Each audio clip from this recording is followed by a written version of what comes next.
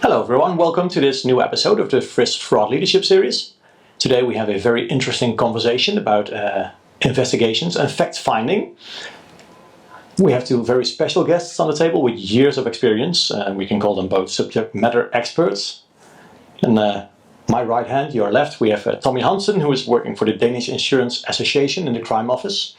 And on my left, right for you, we have Simon Staadegaard, who is working at FRISS.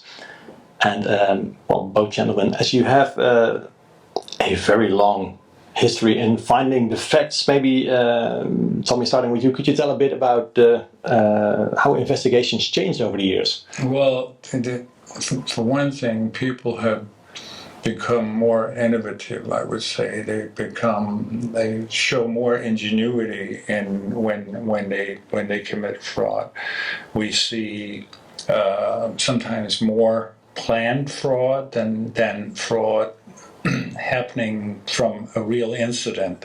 So that if you take like what we call padding a claim, so putting extra on, that would almost always happen as a consequence of a real incident. So if your car got hit, or you hit a tree, or something, or cat ran out, something that already happened, and then they exaggerate the claim. That's what we call padding. Mm-hmm. But now we see a trend, at least in Denmark, that there are more pre-planned fraud comprising of things that never happen. So they will somebody will stage an accident, or they will stage a burglary, and they will submit a long list of items that they would like to have replaced that maybe have not been stolen or they never owned in the first place. But we see more planned fraud in Denmark. I agree. That's not only Denmark, because we see that in a lot of countries. That's a kind of evolving of the maturity of the fraudster, something like that. And that's right. That's what we see. And then how would that come? Is there something going on that makes people commit fraud easier or think ahead a bit? Maybe technology? It's a combination of factors, because you have, if some people think that if you take the normal the fraud triangle, there have to be some things in play, that they have to have the will to do it. They have to have the opportunity. There has to be a window to commit the fraud in, and they have to be able to themselves to rationalize why this is I'm owed this money by the insurance company because they are rich, and it's insurance crime. And I think Simon will agree with me. Insurance crime is seen as not stealing money from other people. It's stealing monopoly money, or whatever people think it's from big companies who are so rich they'll never notice. So once they've rationalized their way into I'm going to commit crime, I look for where can I commit my crime, and if there's a perceived lack of what we could call capable guardians, if there are not enough stop blocks or traps, or whatever you could call it, to catch a fraudster, then he or she will go that way and commit fraud in that area. So what Simon and what you do is you enhance the capabilities of these guardians, so that the better armed they are, the better we are forewarned. That's to say, we have more checks in place and can catch these people. And the knowledge of that a company has a good checks, if you could call them that, or they have a good anti-fraud program, that keeps people from committing fraud, or they might consider it, and then they weigh the risks and everything and say, no, it's not worth that. And then if we're lucky, they'll go somewhere else. But it's about the rationalization. I think that is an interesting, and maybe you can tap into that, Simon, that is there something wrong then with the image of the insurance company? Is there something that they should let the world know that they do something about protecting the honest customer, so to say? Or? I think, as you already mentioned, it's invisible. It's not a clear person. It's anonymous. So that's one. Two, the image of an insurance company is that they always take money, and that if something happens, there are always problems, and they never want to pay anything. So that's the image. I don't think it's correct, but it's the image that a lot of people have from insurance companies, and they're rich. So, well, I think that are some really good ingredients for a fraudster to rationalize, as you said, to commit fraud. Because many people have this, as Simon says, this like almost cartoon image of an insurance company with Uncle Scrooge sitting on a pile of money, just raking in, and when he has to give out 25 cents, he's crying all the way. It's not like that. It's never been like that. If at least from where I see, if a claimant has a valid claim, the claimant should have their money, no questions asked. But again, we have to watch out for all the honest customers, because insurance is a collective. Everybody pays, and if we let insurance crime, and insurance fraud go on, the losses will be added to the premium of normal people, and those are the ones we're trying to protect, and maybe we could be more proactive in going out and saying that we are actively combating fraud. This is what we do. Advertise more when we catch fraudsters, and say that not like in America, put them on the front page with pictures and everything, but maybe be a little more forward in the press and say like that. Last year, Company A, Company B discovered fraud for so many millions of euros, and thus we saved that for all the honest claimants. And we could maybe be a little more proactive on that account. Yeah, I think in fighting fraud, it's most of the time it's related to fraud within a claim. So an existing customer files in a claim and commits fraud, and that's something that appears, that's lining up. I think it should be good to have more focus on prevention, so preventing fraud. And that is when a customer enters your books, for instance, when a customer wants to insure new items, new cars or whatever. So I think that's the moment that you are able to prevent fraud. If we can stop people, not stop them, but we can check them at the door, and say when they enter our businesses, we can say that looking at with the systems that we have today, looking at probability, looking at statistic, looking at our own within the company past experiences, we can put up patterns that say that if a person fits this pattern, without bias, but just cold, clear facts. If this person fits this pattern, there's a probability in varying degrees that this person could in the future commit fraud. And then we can't, in some insurance instances, we can't deny insurance because it's law. We have to say yes. Yeah. But we can keep an extra eye on this person. So and if people know that, again, if we advertise this openly, it says this is what it is to be a capable guardian, and then you say, okay, maybe then again they will go somewhere else.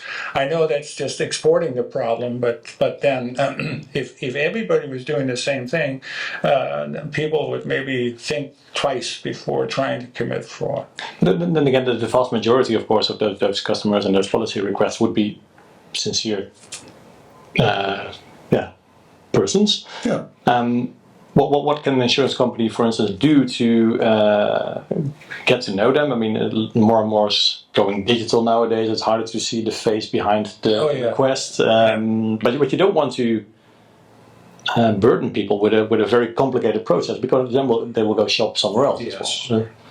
Yeah. It has to be simple and it has to be linear, but we can train not only people, we can also train machines or computers, like the AI, to recognize certain patterns in like we talked about earlier today, that if a person has a new or fairly new insurance, we can see if that person have looked up the type of claim that he or she is submitting. If they did that a week before it happened, there is something wrong. So we can teach machines to do a lot of things, and then they can learn every time. It still needs a human being to correct them, saying that if the machine has checked, like in a claim, checked these 5 things, and it pings out on 2 and says, this is why you as an investigator should look at these 2 things. You can say that, yes, but these 2 things are not valid for this client, but the 3rd thing is that you the machine didn't think of. And then next time the machine it looks for 6 things or 7 things, because they evolve the whole time. And this is where we as humans come in. They're only as smart as we make them. And I think that's also quite important that you mentioned it, because sometimes people are afraid that they will lose their jobs because of these types of technology that can support them. And I think that Simon, you would agree on that it's the technology is there to support the experience of the investigators, or the underwriters, or the claim adjusters. To support the members of the insurance company. If it's an underwriter or a claim handler or an investigator, it's just supporting them. And I think some of the work will be very much more interesting, because the daily routine is done by a machine. So when only the interesting things, they will pop up. And they have to be investigated. They have to. Yes. People have to look at it. So you need qualified and skilled people to do that kind of interesting work.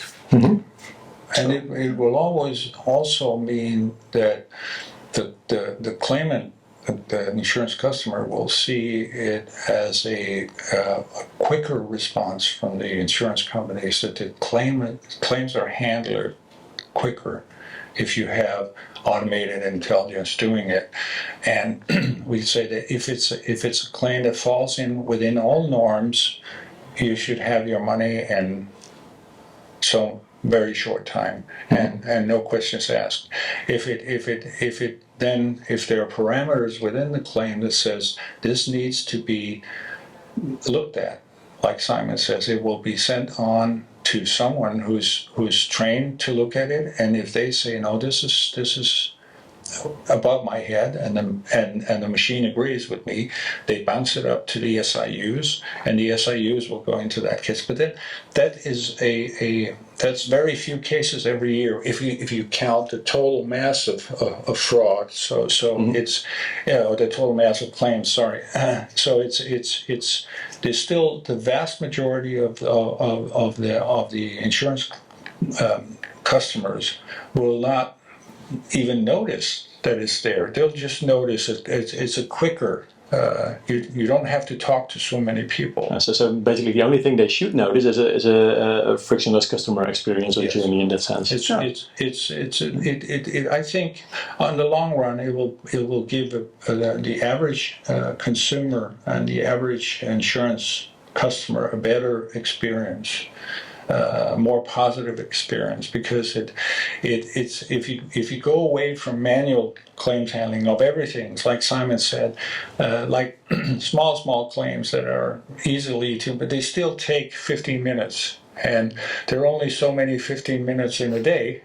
for any given claims handler. So with AI, they can do this a lot quicker, and we already have that in place today in some insurance companies. If you have your bike stolen here, for instance, in the Netherlands, you report the bike stolen on the internet to your insurance company. You put the police file number on there, and it's good to go.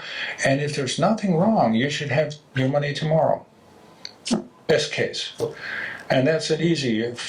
That's good. That's good insurance. That's what you like, yeah. Yes, that's what you like. Yeah, that's right. Yeah. So then maybe to round it off a bit, as much as you like doing investigations, so can I summarize this that preventing insurance investigations is more important than running the actual investigations, and that if you have the technology in place to work with the underwriters and the adjusters that to flag the bad and then pass the good, that it's more worth for you to really dive into those cases that matter? Then I don't know about what you think, Simon, but I think that it's always better to prevent, to say that if we stop it from ever happening, it's not that we'll ever make an SIU department or investigators redundant. That will not happen, because this is an unlikely scenario. There will always be some sort of fraud.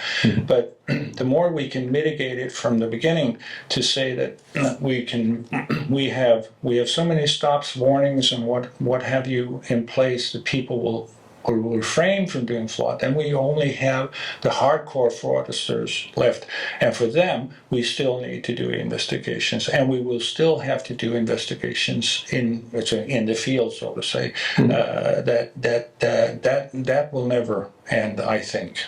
And then you have the time to really focus on those finding effects for those hardcore cases. You can also you can then apply more manpower to this, and sometimes you said two brains are better than one, and because of the AI, you've gone away with the vast majority of the small cases, and you can concentrate on the bigger, more complicated ones.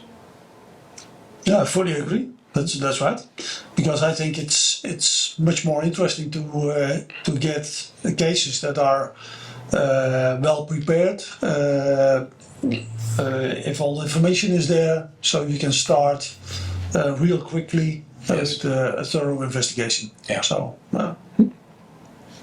Well, that's nice, and I'd like to thank you both, Simon. Thank you for your time, Tommy. Thanks for coming over to our headquarters and to have this conversation. And for all people, I hope you enjoyed listening, and stay tuned for our next Fraud Leadership series. Thank you.